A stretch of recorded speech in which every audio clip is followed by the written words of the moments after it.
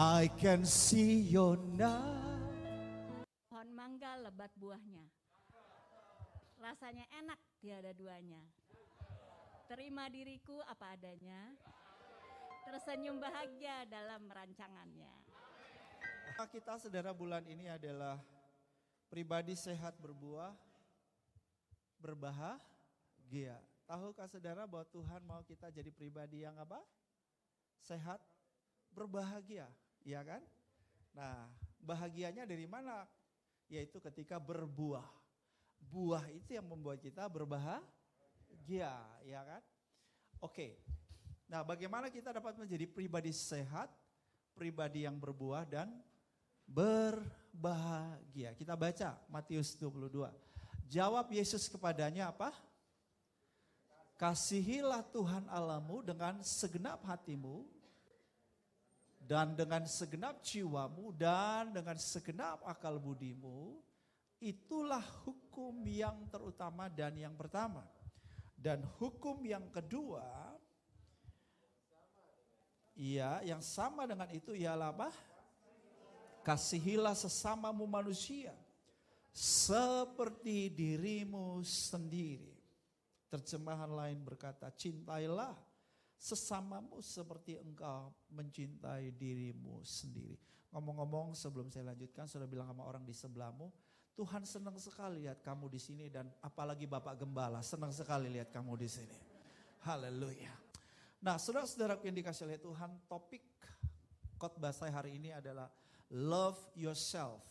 Nah, jujur topik ini jarang diajarkan atau dibagikan atau dikhotbahin di gereja, sebab bisa salah paham. Kenapa? Karena saudara seringkali dikatakan cintailah orang lain, betul nggak? Ya, kok ini cintai dirimu? Lah ini duniawi atau surgawi ini, saudara.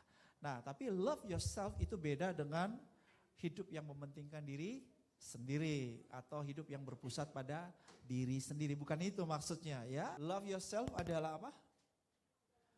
Adalah kunci untuk kita dapat mengasihi Allah dengan apa?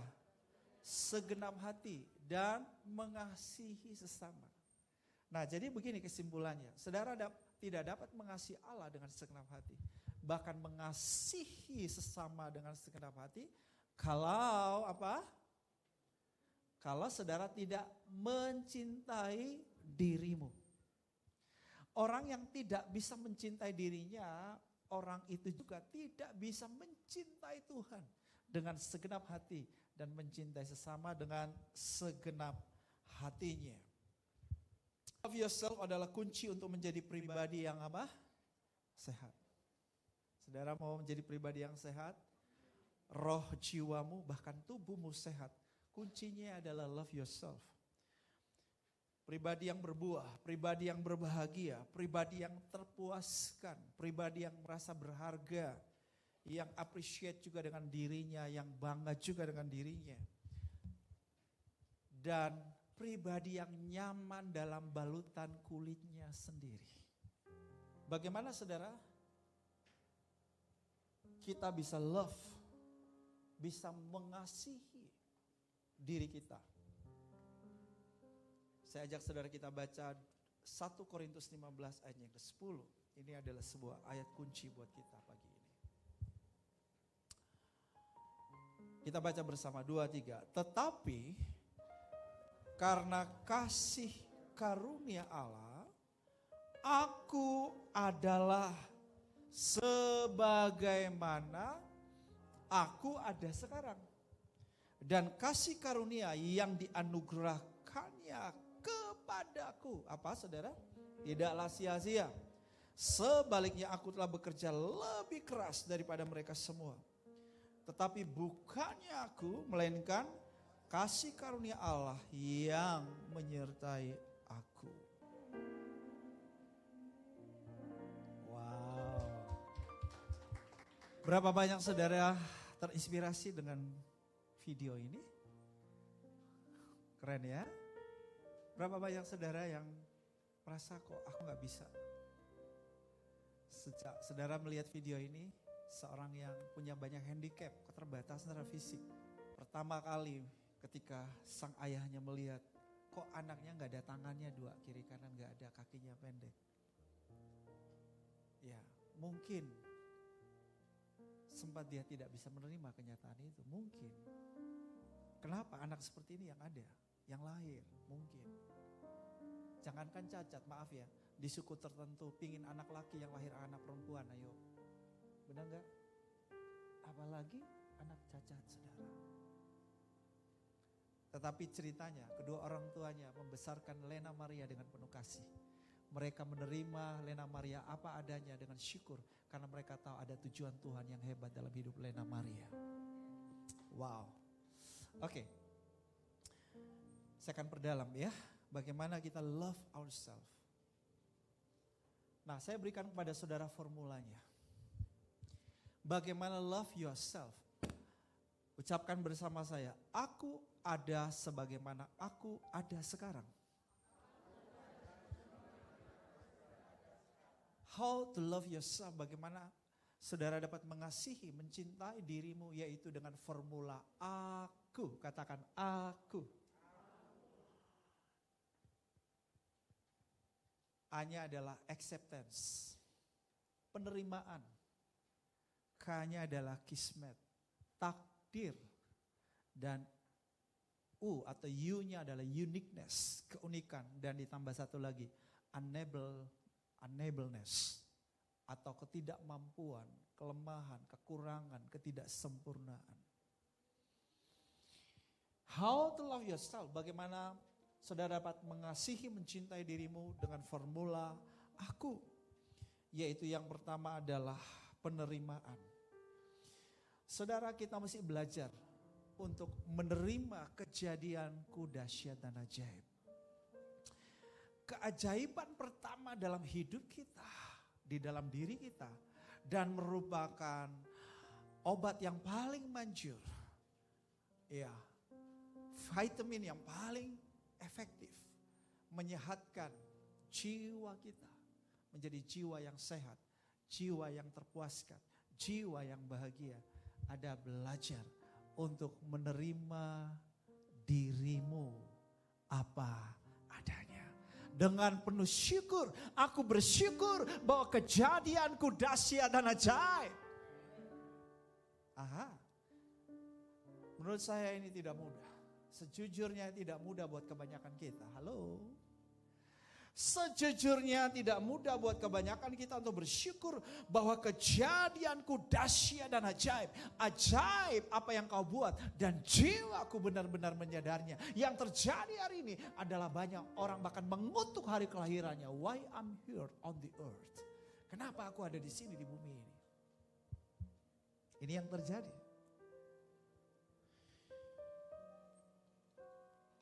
Langkah pertama yang paling penting menentukan bagaimana kita dapat mengasihi diri kita dengan segenap hati kita, sehingga kita dapat mengasihi Allah dengan segenap hati, juga sesama dengan segenap hati, adalah mengucap syukur bahwa kejadianmu dahsyat dan ajaib.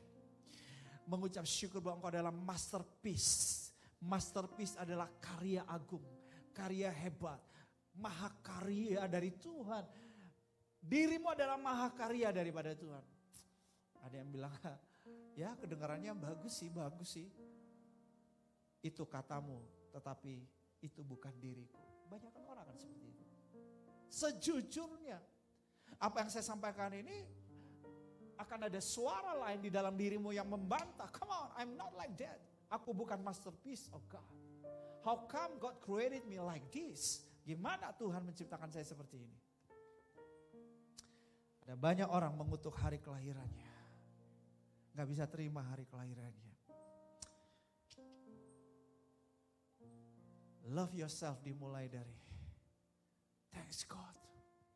Kejadianku dahsyat dan ajaib.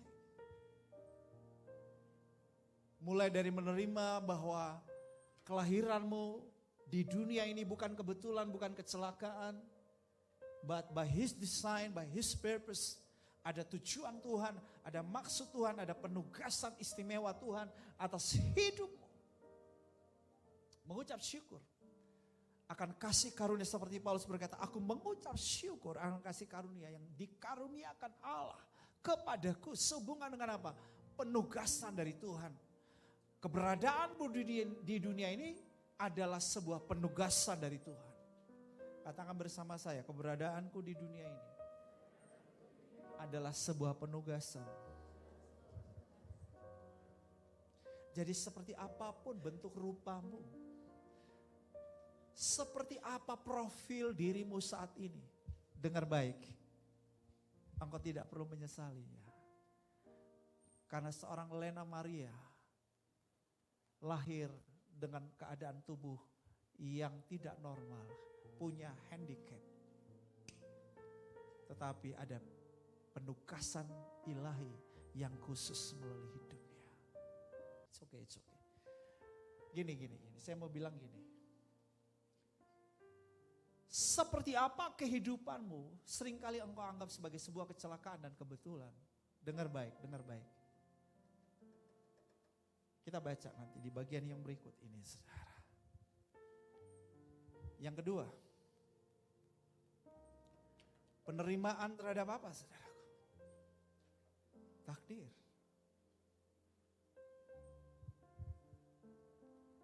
Kejadianmu adalah sebuah takdir. Kelahiranmu adalah sebuah takdir. Halo? Udah ditentukan. Lahir dari keluarga A. Dari suku bangsa B. Di negara C. Jenis kelamin L atau P. Itu takdir. Itu sudah dari sononya. Itu di luar kontrolmu. Saudara gak ada usulan, gak ada pilihan. Udah tinggal nerimo. Nah ini jadi persoalan. Soal kelamin tidak sedikit yang tidak bisa menerima kenyataan akan jenis kelaminnya. Yang laki gak mau terima bahwa dia ini berjenis kelamin laki-laki, lalu dia mulai ke perempuan-perempuanan. Sebaliknya ada wanita yang tidak juga bisa menerima fakta bahwa dirinya seorang perempuan, kelaminnya seorang perempuan, lalu dia mau jadi kelaki-lakian.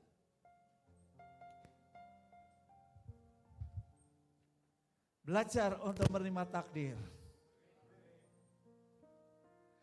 Menjadi laki-laki berjenis kelamin laki-laki atau berjenis kelamin perempuan adalah takdir, bukan pilihan. Lahir dari papa mama seperti apa? Adalah takdir. Lahir di kota, di kampung, di desa, di negara maju, negara tertinggal, negara sedang berkembang. Takdir. Lahir dari suku bangsa mana? Ada banyak orang gak bisa terima. Kenapa gue suku bangsa ini ya? Kenapa ya? Aku kok dari Ambon gitu ya. Memang Ambon sih disebut manis ya. Tapi rasanya kok aku gak terima ya. Kenapa ya aku suku Ambon gitu ya. Ya kan. Kenapa sih aku suku Batak gitu ya. Kenapa sih aku bukan orang Manado. Orang Manado bilang kenapa aku bukan orang Jawa. Orang Jawa bilang ya ampun deh. Kenapa sih aku bukan seperti orang Batak. Terus terang kalau mau jujur, kebanyakan orang tidak bisa menerima kenyataan. Dari keluarga mana dia lahir, suku bangsa mana. Sehingga banyak orang mengutuk hari kelahirannya. Kita mesti belajar untuk bisa menerima takdir kita.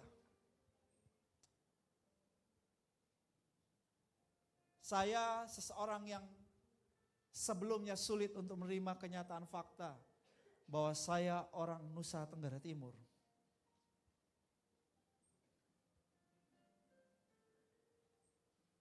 Orang NTT disebut dua aja, saudaraku. Kalau enggak pendeta, preman katanya. Di Jakarta maksudnya. Ketika saya lagi baru nguburin, ada jemaat dulu di sini ya. Ibu Titin, anak mantunya Ibu Titin meninggal. Ibu Titin sih masih ada, maksudnya anak perempuannya. Suaminya meninggal, suaminya kebetulan posisi bagus di perusahaan rokok, jadi bos-bos rokok Jarum kalau nggak salah tuh. Hadir karena kuburnya di San Diego Hills. Udah ngomong San Diego Hills kan udah tahu ada duit gitu. Saya yang nguburin. Saya tahu ini ada tim direksinya ngobrol-ngobrol, saya nimbrung di situ makan sama mereka. Lalu ada yang bilang nggak tahu tuh cerita dari mana tuh, langsung kasih komentar stigma. Wah, orang NTT tuh kok malas-malas ya. Lalu saya bilang gini, ya itu ada benarnya, tapi nggak semuanya benar. Loh ya, saya ini kalau Anda tahu saya nulis hampir 30 buah buku itu super rajin. Satu orang NTT rajin sebetulnya udah cukup mematahkan bahwa orang NTT semua nggak malas. Secara logika, secara teori, betul nggak?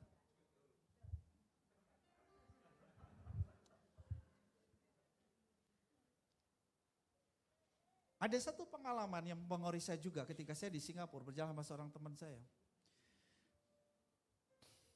Dia keturunan Chinese, saya juga Chinese, Sui tapi Hitachi, hitam tapi Cina. Lalu dia bilang begini, seandainya kulitmu itu ya terang, katanya. Maksudnya putih kayak dia gitu. Ya kulitnya juga nggak putih-putih amat gitu ya. Putih itu kayak kertas sebetulnya, tapi kenapa ya? Adakah di sini kulit seperti ini? Jadi jangan bilang kulit putih ya. Kulit terang begitu ya. Dia bilang gini, wah seandainya Bram kulitnya, saya ngerti maksudnya. Kulitnya udah begini aja laku di seluruh dunia. Apalagi kalau kulit kayak dia gitu maksudnya. Itu tuh tanpa sadar dia ngomongnya, dia gak bermaksud apa, motifnya gak ada ini, teman baik. Tapi tiba-tiba itu jadi, perkataan itu diambil setan, melukai saya. Terus, jadi sisi gelap dalam diri saya. Itu jadi sisi gelap. Lalu kemudian saya digerakkan oleh pembuktian diri. Nah ini loh, ini saya ngajarin sisi gelap tuh bahaya banget. Banyak orang melakukan sesuatu karena digerakkan oleh motif. Motifnya apa? Ada motif yang digerakkan oleh sisi terang maupun oleh sisi gelap. Tuhan kenapa ya? Aku mesti jadi orang NTT ya? Kenapa ya? Aku bukan bule gitu ya. Sampai-sampai dulu mau nikah sama bule gak jadi-jadi gara didoain Ibu Sheryl terus. Serius. Lo tanya aja Ibu Sheryl tahu betul, tahu. Tahu dia. Saudara-saudara, saya sempat, nah ini saya cerita mengenai bahwa diriku tidak menerima takdir itu.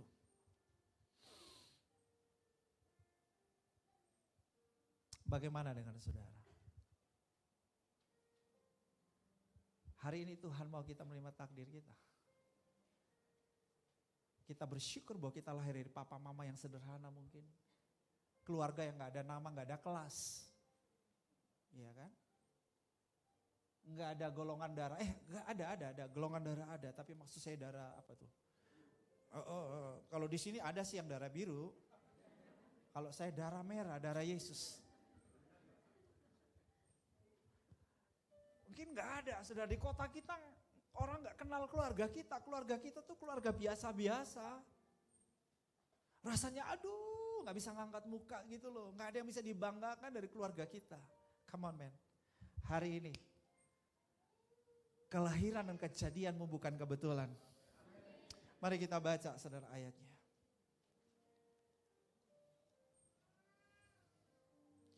Amsal 16 ayat 4. Tuhan membuat segala sesuatu untuk apa? Tujuannya masing-masing.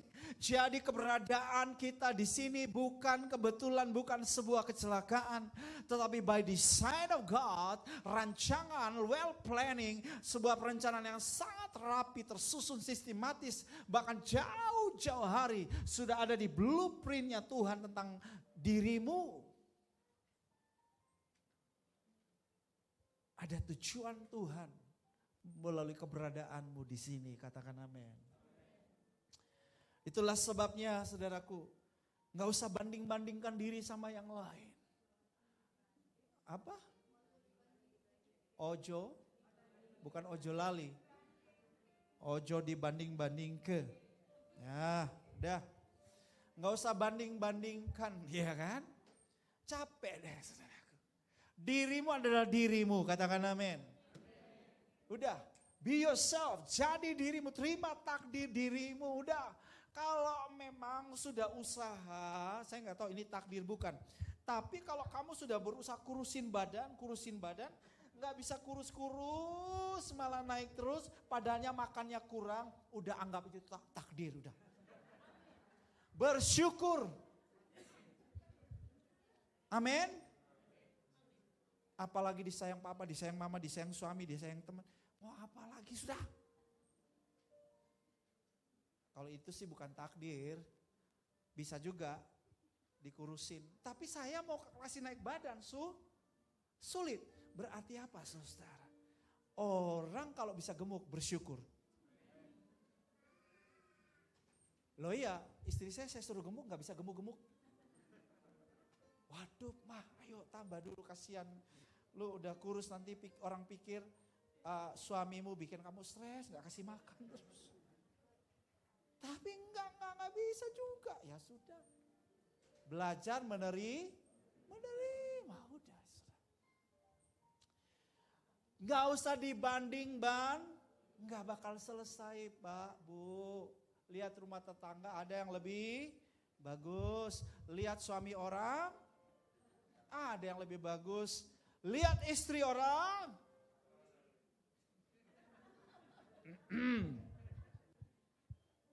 Jadi sudahlah, kalau istrimu tidurnya sambil sensor, atau biasanya bapak-bapak ya, yang sensor tuh biasa bapak, ibu-ibu belajar dah. Nggak usah dibandingkan. Ya oke, itu dulu deh. Kita anggap itu bagian daripada hal-hal yang udah kita nggak bisa ubah, ya sudah. Teruskan, ya kan? Nggak bisa diubah lagi udah. Memang sudah dari sononya begitu. Belajar untuk bersyukur dan terima uniqueness-mu, keunikan dirimu. Setiap kita tuh unik. Amin. Setiap saudara tuh unik. Bilang sama sebelah, kamu tuh unik, kamu tuh special, kamu tuh ya ada produk unggulan ya. Haleluya. Amin. Apa keunikan diri kita? Yang pertama, kepribadian. Udah, kepribadian kita tuh memang didesain Tuhan tuh unik kok. Ya, suami istrimu nggak usah berusaha menyamakan satu dengan yang lain, mencocokkan terus nanti cekcok terus. Ya. Kenapa kok banyak cekcok? Karena berusaha dicocokkan terus. Dan alasan klasik umum orang bercerai hari ini, kalau ditanya kenapa bercerai, jawabannya apa? Sudah tidak cocok. Ya begini, sampai mati ya nggak cocok sebetulnya. Ya cocok itu berarti, waduh, sejenis. Sejenis pun ada nggak cocok. Jadi sudahlah, Tuhan itu memang mendesain kita beda. Kepribadian kita beda. Ada yang satu, wow. Kalau saya ini kalau makannya kan cepat. Usus 12 jarinya itu ya, waduh kerja keras. Kalau istri saya dia agak lambat asal ya udah nggak apa-apa itu penyeimbang, sehingga dia biasa mengingatkan. Ya mbok ya makan, bukan orang Jawa ya. Kalau makan itu jangan cepat-cepat gitu. Diingatkan. Jadi ada iramanya dulu, diatur gitu kan. Ada satu tipe kepribadiannya agresif. Iya kan? Yang satu agak pasif. Nggak apa-apa, itu bagus. Jadi agak pasif itu bagiannya ngerem. Agresifnya maunya wah cepet-cepet gaspol. Gaspol terus. Yang satu ngerem. Coba kalau dua-duanya gaspol. Masuk jurang, betul gak? Jadi puji Tuhan buat kepribadian yang berbeda. Iya kan? Dah. Kita perlu belajar untuk menerima ini yang kedua. Uniqueness-nya kita. Nggak usah banding-bandingkan diri sama orang lain. Lalu, aduh kayaknya enakan jadi si A ya. Waduh kalau saya jadi si B asik banget ya. Enggak lah. Kamu jadi dirimu tuh yang paling asik sudah. The best-nya adalah jadi dirimu sendiri. Karena nggak ada orang bisa gantikan dirimu. Halo? Amin. Kenapa? Karena Tuhan hanya ngasih tujuan khusus penugasan itu. Apa yang Anda bisa lakukan di dunia ini? Hidupmu menginspirasi, hidupmu bermanfaat, hidupmu berguna, hidup membuat perbedaan dalam kehidupan ini. Hanya kalau Anda belajar hidup dengan keunikan dirimu. Jadi belajar terima kepribadianmu. Mengucap syukur. Dan yang berikut apa saudara uniqueness-nya kita? Kecerdasan. Ya. Sorry saya belum di. Yang berikut adalah kecerdasan. Siapa di sini yang merasa bodoh? Angkat tangan. Enggak ada. Ya puji Tuhan, bagus. Karena tidak ada satu orang pun di planet ini yang bodoh. Setiap kita dikasih minimal satu kecerdasan. Minimal satu kecerdasan. Bilang sama sebelahmu, kamu tuh cerdas. Ya. Ada yang cerdas bahasa, ada yang cerdas musik, kayak Kak Poltak ini cerdas musik. Kak Poltak ini disuruh khotbah kayak saya, dia gemetaran 12 kali. Itu kalau disuruh khotbah kayak saya. Atau dia bisa juga tapi proses belajarnya panjang, struggling. Kenapa? Ya bukan kecerdasan dia lah, kecerdasan dia di situlah. Ya kan? Jadi setiap kita ini cerdas. Nah, tinggal kecerdasannya apa? Saudara mesti tahu. Kembangkan itu karena itu bagian dari uniqueness-mu. Amin. Keunikan dirimu ya di situ, kecerdasan. Enggak usah kamu enggak cerdas matematika, ya sudah, bukan berarti Anda bodoh. Ya kan? Tapi Anda punya kecerdasan bahasa misalnya, ya. Punya kecerdasan musik, kecerdasan kinestetik, kecerdasan sosial, ya. Banyak kecerdasan itu. Saya di dalam buku saya menemukan dan mengembangkan DNA brilian anak Anda. Saya bukan hanya punya 8 kecerdasan. Howard Gardner kan menulis punya teori 8 kecerdasan ya. Saya punya minimal ada 15 kecerdasan. Salah satunya adalah kecerdasan humoris. Saya punya kecerdasan bahasa, tapi kalau disuruh humor, bergumul setengah mati. Iya Pak John, idenya tuh gak muncul Pak. Waduh mikirnya susah untuk humor itu Pak, susah banget. Tapi ada orang, loh ya dia diam gak senyum aja, kayaknya kita bisa ketawa ya. Dia ngomong apa aja kita bisa ketawa, betul gak? Ya coba, ada yang kalau gak punya kecerdasan humor coba, malah kita tertawain dia, gitu kan? Karena sebetulnya garing gitu loh, gak ada auranya, gak ada. Tapi orang yang punya kecerdasan, ada aja tuh otaknya bisa nyambung. Tuh siapa tuh ya? Yang intelektual itu loh, pelawak intelektual yang biasa diundang. Hah? Cak Lontong itu loh. Loh ya dia misalnya Mancu. Dia bisa nyambung tuh.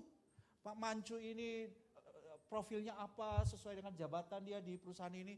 Dia bisa nyambung-nyambung. Gila gue bilang ini orang tuh ya. Dan orang ketawa aja.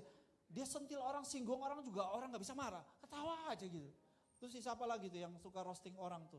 Cewek yang kecil. Kiki ya. Keren, unik banget. Unik Kiki, kamu gak perlu jadi yang lain. Jadilah dirimu.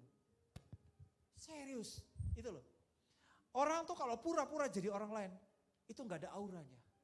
Tapi kalau kamu jadi dirimu sendiri, auranya keluar. Jailah. Coba, bener gak Cep? Ketika Aileen tuh, dia nggak sembunyi lagi rambutnya. Dia memunculkan keaslian rambut. Saudara, ini rambut asli atau palsu? Kalau ini yang asli. Ketika aslinya muncul, bagaimana Cep? Kayak suaminya dulu dong. Cantiknya natural. Satu lagi. Lebih hemat. Jadi mari kita kembangkan kepribadian kita. Udah tahu kecerdasanmu, kembang. Karena itu jadi produk unggulan. Nah, ini dua hal penting. Kalau mau jadi pribadi sehat dan bahagia, berbuah, love yourself. Supaya Anda bisa dengan segenap hati love yourself, maka terimalah dirimu sebagaimana adanya. Sesuai dengan maksud, sesuai dengan desain Tuhan atas dirimu. Bahwa kejadianku dahsyat dan ajaib. Terimalah takdirmu. Terimalah keunikan dirimu. Tetapi juga, ini yang terakhir. Belajar untuk terima juga unableness. Oh, ngomongnya sulit. Unableness.